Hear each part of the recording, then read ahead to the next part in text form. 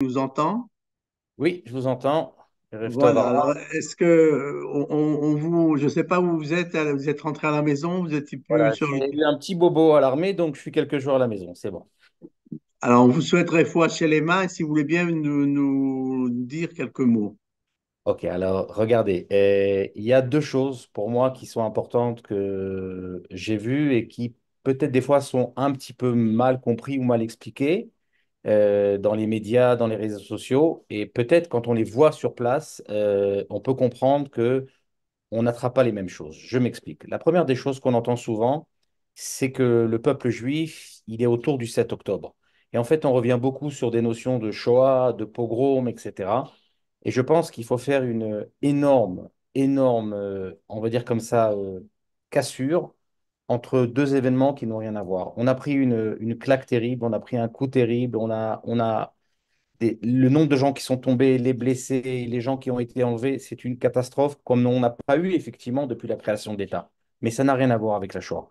Et je pense que mettre le peuple d'Israël avec le jour du 7 octobre, c'est en fait continuer un peu cette vieille tradition antisémite de dire que en fait on est le peuple constamment qui est poursuivi, qui est maltraité. Comme disait toujours Manitou, une des plus grandes insultes qu'on nous a données, c'est d'être appelé le juif errant. Le juif n'a jamais erré, il s'est toujours dirigé vers Jérusalem. Le fait qu'on ne nous a pas laissé rentrer à la maison, ça ne veut pas dire qu'on est errant dans notre, on va dire comme ça, dans notre essence, dans notre nature. C'est le premier des points. Et d'ailleurs, c'est intéressant, j'étais avec mon unité à Kfar Aza. On a vu un petit peu qu'est-ce qui s'est passé. Tout à fait par hasard, on a rencontré le grand rabbin d'Israël, le grand rabbin David Lao. Et on lui a demandé de nous parler quelques mots. Il a dit quelque chose d'assez extraordinaire. Il a dit, quand je suis parti voir les gens qui sont sortis des kibboutz, qui ont été massacrés, j'essaie de consoler les endeuillés, de consoler les gens qui ont des gens enlevés. Ils m'ont dit, mais vous vous rendez compte, l'histoire revient, c'est comme à l'époque votre père. Et là, je me suis permis de leur dire non. C'est pas comme à l'époque de mon père. Parce que quand mon père il est sorti de Buchenwald, dehors, il y avait des Polonais. Dehors, il n'y avait rien. Ici, quand on sort, vous avez tous vos frères autour de vous, vous avez un pays, vous avez un peuple. Alors, ça ne veut pas dire que la personne qui est partie n'est pas partie ou la personne qui est enlevée n'est pas enlevée.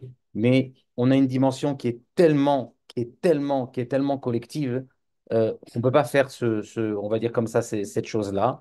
Et ça, c'est le premier point. Et le deuxième point, qui est pour moi le plus important, c'est que le peuple d'Israël, il s'est révélé le lendemain du 7 octobre.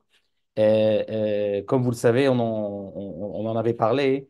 Il y a 6 mois, j'avais écrit un livre et qui parlait beaucoup du peuple d'Israël. Et le point qui était central dans le livre, c'était le fait qu'il y a quelque chose qui nous unit, qui n'a rien à voir avec on va dire comme ça, un mode de vie collectif que l'on aurait décidé ensemble. Mais on appartient en fait à une grande famille.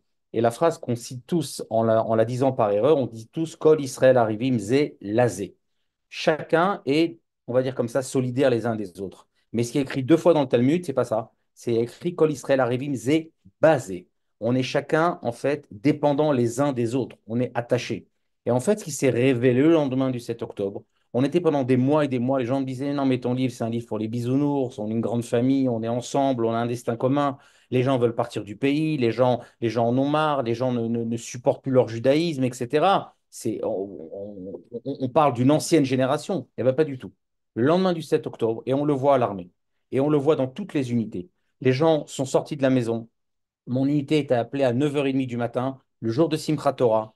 À 11h, tout le monde est venu, tout le monde a pris ses affaires, tout le monde est sorti des synagogues, des maisons, de partout. Des gens sont revenus de lune de miel, des gens sont revenus de vacances, des gens sont revenus de partout.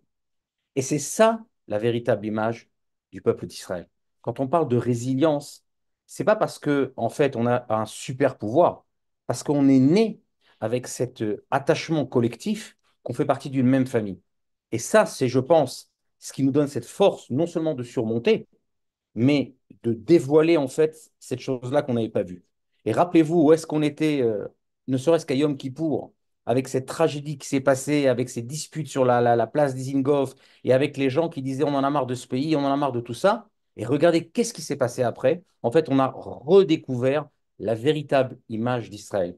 Et on le voit non seulement effectivement dans les gens qui partent à l'armée, qui sont prêts à tout laisser. Je suis réserviste, mon fils est réserviste, mes deux gens sont réservistes. On a chacun autour de nous des gens qu'on connaît, on le voit, mais aussi comme les gens ont dit ici. cette solidarité extraordinaire. Des gens sortent, euh,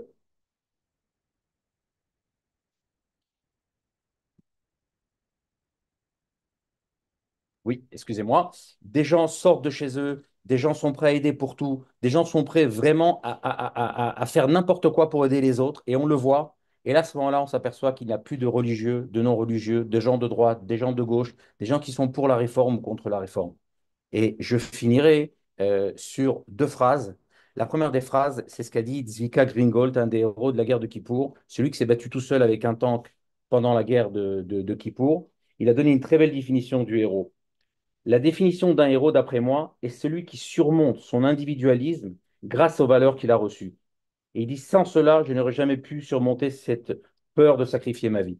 Pourquoi les gens, d'un coup, ça devient des héros, ou dans le civil, toutes ces familles, toutes ces femmes qui sont à la maison, qui supportent les familles, qui supportent tout autour, tous les gens qui sont au front, eh bien parce qu'ils savent qu'ils appartiennent à quelque chose de plus grand qu'eux. Et la deuxième phrase, c'est celle du Rav Ashkenazi. Être un héros, c'est être plus fort que soi pour créer l'autre. C'est être celui qui réprimande son propre vouloir pour l'autre. Et ça, c'est ça qu'on voit. Je finirai par une image très connue, mais qui nous permet de comprendre tout ça. Si les gens sont prêts à faire autant et qu'on a dévoilé cette nature, c'est parce qu'elle existe. Si une mère, son enfant se retrouve sur une place avec plein de voitures, la première des choses qu'elle va faire, c'est courir chercher l'enfant, même si c'est au risque de sa vie. Pas parce qu'elle veut mourir, pas parce qu'elle n'a pas eu de conscience de sa vie, parce que son enfant, il est beaucoup plus grand qu'elle. C'est quelque chose de beaucoup plus grand. Le lendemain du 7 octobre, on a redécouvert notre véritable nature, cette nature d'appartenir à cette grande famille, à ce peuple-là, et qui s'est exprimée quand on s'est sortis tous solidaires les uns les autres. Voilà, c'est les deux points que je peux vous dire sur le terrain, pas ce qui se passe dans les réseaux sociaux spécifiquement, pas ce qui se passe qu'on voit à la télé, mais ce qui existe. Ça, c'est une réalité. Et Bezrat Hashem, Anachnu, on prie pour tous les soldats qui reviennent tous en bonne santé, on prie pour tous les otages qui nous reviennent, on prie pour tous les blessés, et on demande à Kadosh Baruch Hu d'envoyer aussi la consolation à tous ceux qui ont perdu un être cher. Et Reftov, Arabe. Merci beaucoup, David. Avant de nous quitter, je suis étonné toujours par les photos, les films que l'on voit de Gaza, et on voit toujours cette ferveur chez les militaires. Est-ce que chez tous les militaires ressentent cette même ferveur, les chants, le nombre de mezuzot qui ont été fixés, le nombre de synagogues qui sont ouvertes, des siffrés Torah, il y a eu une explosion de mitzvot tout d'un coup. Alors, est-ce que c'est le fait de quelques personnes ou c'est le fait d'une collectivité, Écoutez, ça d'un c'est quelque chose ressenti d'assez collectif? extraordinaire parce qu'on a beaucoup de gens en Israël qui se définissaient comme israéliens et pas juifs. Des gens qui sont connus, on va pas dire spécialement des noms, mais il y a beaucoup de personnes qui sont connues qui, le lendemain du 7 octobre, ont dit, j'ai redécouvert que j'étais juif. Alors, est-ce qu'ils sont, c'est pas dans le sens, est-ce que je fais, je suis complètement religieux, très religieux, c'est pas ça du tout. Ils se sont aperçus qu'ils appartenaient à ce dessein collectif et effectivement, ça s'exprime. Dans mon unité, j'ai un soldat à moi, voilà, la semaine dernière.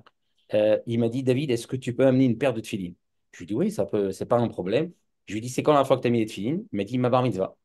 C'est- Les gens ressentent effectivement un attachement, mais parce que, encore une fois, cette expression de faire une mitzvah, c'est devenu une expression qui, en fait, ils expriment cette appartenance à ce peuple. Ce n'est pas un acte technique, mais c'est quelque chose de beaucoup plus grand. Et c'est pour ça qu'on sent cette ferveur. Et je vous assure, c'est absolument incroyable. Écoutez, ça fait 75 jours quand même qu'on est en Milouim. Mon unité particulièrement, on était en Milouim au mois de juillet, 25 jours. Ça fait plus de 100 jours que les gens sont sortis en Milouim cette année. C'est quand même en période de réserve. C'est quand même pas logique, c'est pas normal. Et pourtant, les gens le font.